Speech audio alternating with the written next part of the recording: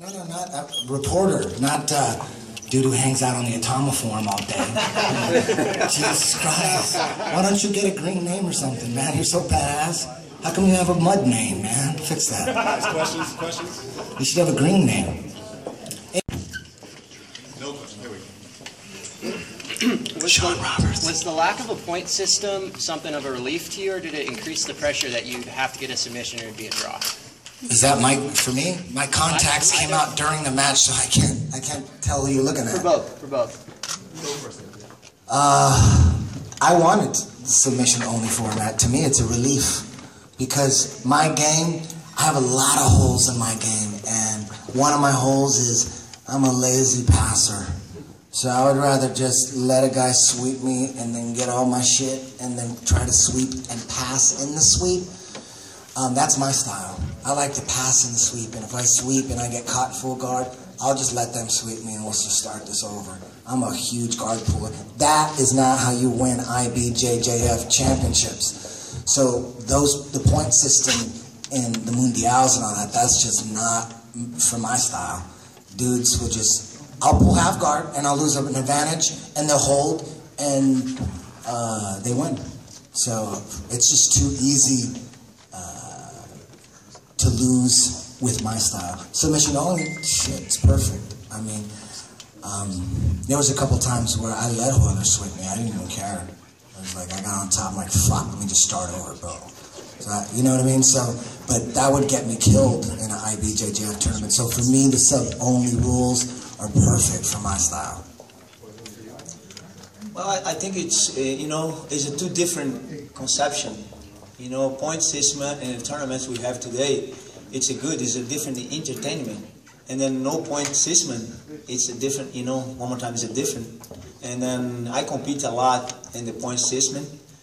But every time you train in the academy with someone, you don't think about the point. You're thinking about the submit. And at the end of the day, there's a count who submit who. And that's the truth, You're not going to go to the academy and say, okay, I have a half guard, and then, okay, I win you today with a half guard. It's not going to be like that. If you train in the academy like a free training, most of the time it's going to be for submission. And that's my father belief.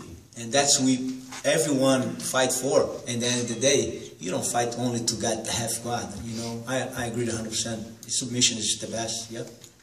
That was a beautiful answer. And to me, it baffles me that there's a debate between the point system and submission-only system. It's mind-melting. If you're a true jiu-jitsu fan, you should like submission-only better. At the end of the match, in points fights or points matches, the guy leading is holding. And generally, most of the matches, except for Keenan Cornelius, he don't care. He just wants to tap dudes. Point system don't matter to him. Or Rafa Mendes, same thing. Marcelo Garcia. There's a few exceptional points players where they're not really playing points. Kron Gracie, he ain't gonna hold inside control. He's gonna try to close it. Jeff Glover gonna try to close the deal. So there is exciting matches in the point system, but generally most of them, at the end of a points match, whoever is up, the coaches are yelling, don't try anything, hold them, you got a minute. So you have the end of points matches are one dude holding and one dude like, I'm not used to a guy just holding him, but the end of submission only matches, they go nuts. It's different, it looks different. Anyways, go ahead. No, I got it. So the only rule. Let me talk a little bit. Come on. I'm sorry. I just my glaucoma acted up, so I had to take care of that. I apologize. I wouldn't be saying that much if my glaucoma didn't act up. I think everybody appreciates the historical context of this match. And Willa, can you share a little bit of your thoughts? Eddie had you in trouble for a little bit towards the end of the match, but can you just share your thoughts on the historical context and kind of what this means for you? Well, I think that the positions go back and forth. I'm on top. I got a good, comfortable position in the beginning. He swept, and then he got a good position. He got the knee control. And for most of the people, he's kind of twist the knee and say, hey, and he say, I saw your knee pop. I say, hey, my knee pop, man. And then I'm very flexible. I don't have no problem with the knee, And it's not nothing, it's not got me in trouble. And that's the position, is a comfortable for him, but comfortable for me too. You know, like I say, I don't feel nothing. I'm very comfortable, and that's I let him do in the position. I train this in the academy with all my guys, and they do the same thing to me. You know, my knee is actually very flexible. I feel very comfortable in the position. Eddie, for the historical context, what are your thoughts? What was the question?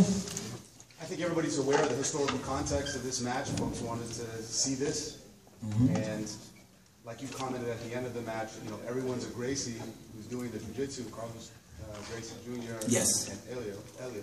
But I just wanted to get your thoughts in a deeper context about what this match means now that you've been away from it for an hour or so.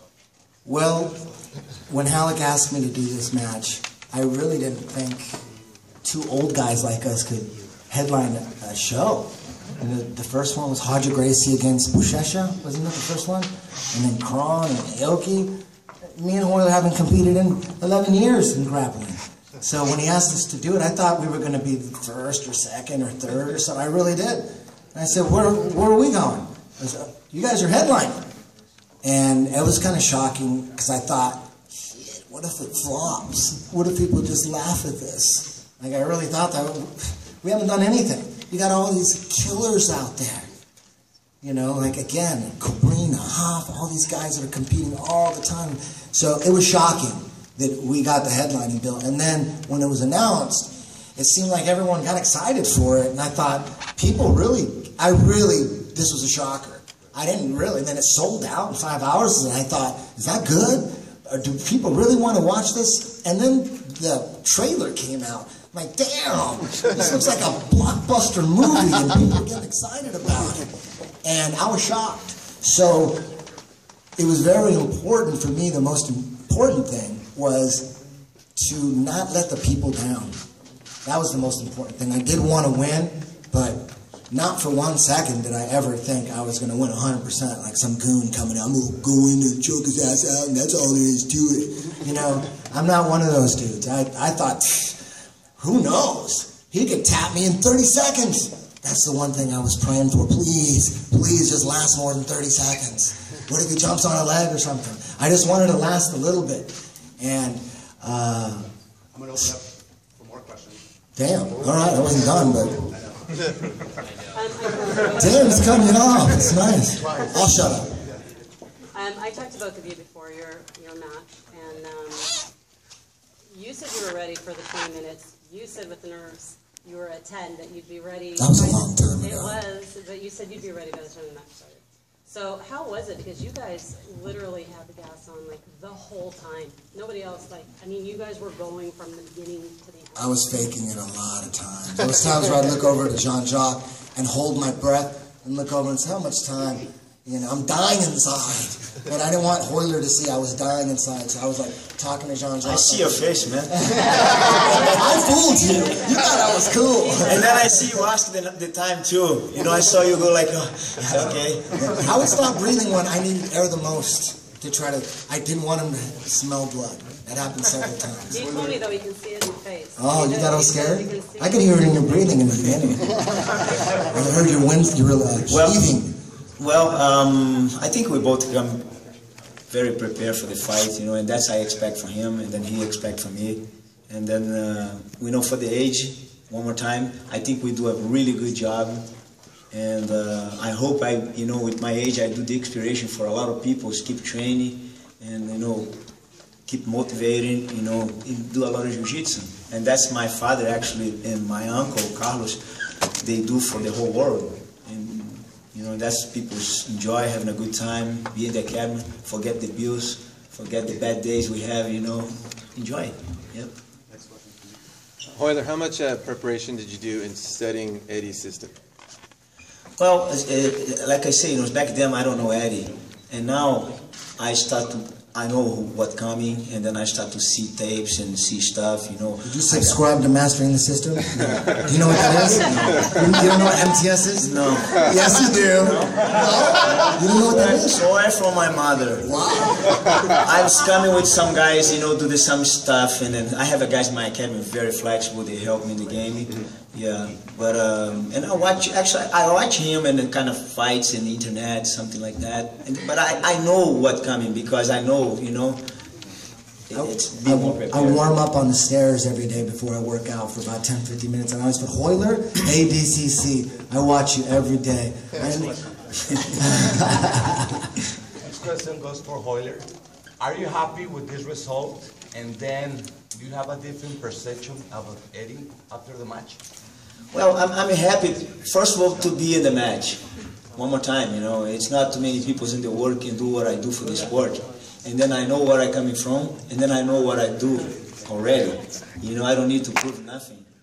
And that's just, to be in the match one more time with Eddie, for me, it's a pleasure. And then I think I do better than the last time. I prefer to make him tap, but I bet you he like to make me tap too. And then there's a draw is a draw. We both do, put the blood inside and try to, choke each other and got a good result. And I'm very happy. What do you think about Eddie now after the match? Same Well, conception as before? I talked to him already, but there's a conversation between me and him. Okay. The one thing I don't like, I already told him. But for me, I respect his jiu-jitsu, his gaming, but he already know. Thank you. Right? I heard you loud and clear. You got it, man. How much of a factor was the Eddie wearing gi pants in the fight? Well, it's the first time he asked, to wear gi pants. For me, it's gonna surprise because I know he's gonna lock me a little more. And we have a lot of controversy, a month after he said, I'm not gonna use the gi pants. And then I start to train with everybody with the gi pants. And it's in both ways. Help him a lot to lock me. I saw him today, he's kind of very tight with the pants. But I helped my game too to control his pants and his legs, in both ways, I can say, yeah. Eddie, have your thoughts on Royler changed any after this match? Are you sure you want me to talk? Just for a little bit. What was the question? Have your thoughts on Royler changed any after that? The same question he asked. I always thought he was a legendary figure, living legend walking on this earth. I still believe that. I always had the utmost respect from watching Gracie in action tapes back in the day and watching the little Gracie beat people up. He was always an idol of mine, and that never changed. I always said that. My first book I wrote in 2005, I thanked Royler. I had a paragraph about him, his brothers, and his fathers, and his uncles, the whole front page, all the Gracies, one by one. I thanked them all. I've always had the utmost respect. If it wasn't for the Gracies, I wouldn't be here. Only a retard wouldn't appreciate it. In a rematch, you have the person who wins wanting to prove it wasn't a fluke, and then you two wanting to avenge your loss. Can you talk a little bit about, there wasn't anyone who was victorious today via submission, but can you talk a little bit about what this means for the future since there wasn't a winner by submission? Well, like I say, it's back then, I don't know Eddie. And then if we go back on time, I have a lot of things bother me in the day.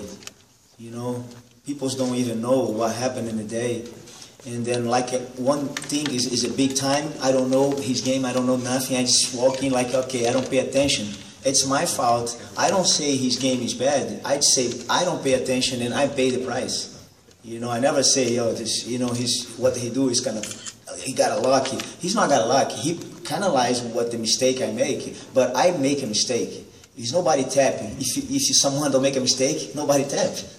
And then, same thing, if you make a mistake, I'm going to catch him. If I make a mistake, he's going to catch, I catch him, he catch me. That's how it works, And, yeah.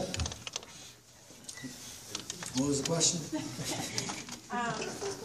Usually in a rematch, the person who won is kind of trying to prove that it wasn't a fluke or that you got lucky. And Royler, that feeling that to avenge the loss, What are right? you saying? So I'm just saying. No, I know what you're saying. Actually, They say, why does the guy who won the first match want the rematch? Because I had a reason to go against a legend twice. Why wouldn't I want that? Damn, I got lucky enough to go against him once. And now I have a reason. If I keep talking about this, I can make this happen again. He did say that he made it seem that he would win 9 out of 10 times. I got a reason. I can make this happen, and that's what it was really about, being able to have a once-in-a-lifetime opportunity twice. And well, let's keep talking. Maybe we're going to do the third time. Let's do it.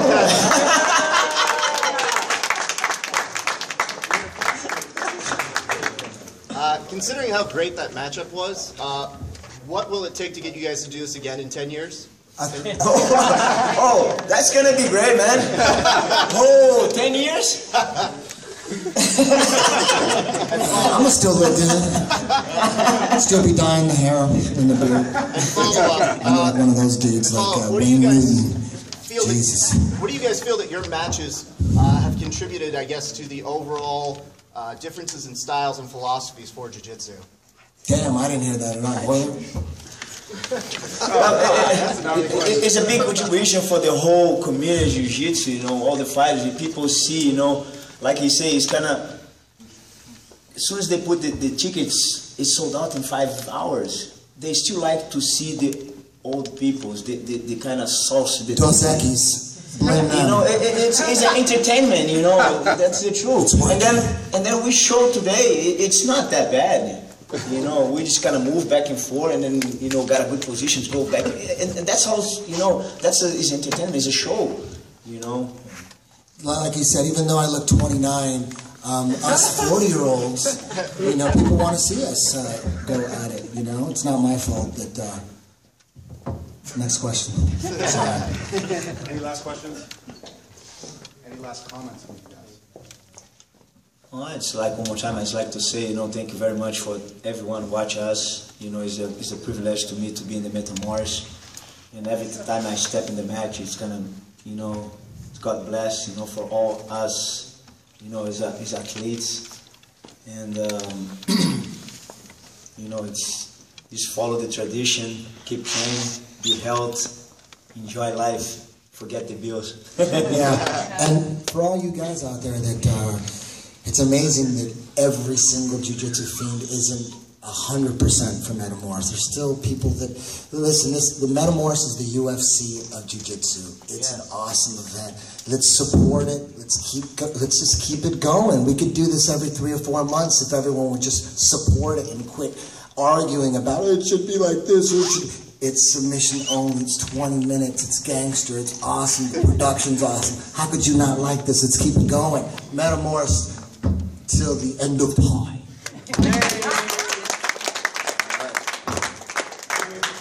Yeah, he's got a question. Were you high during the match at all? No, I wasn't. I got high after. No, I wasn't. I wasn't. We get high now. More guys.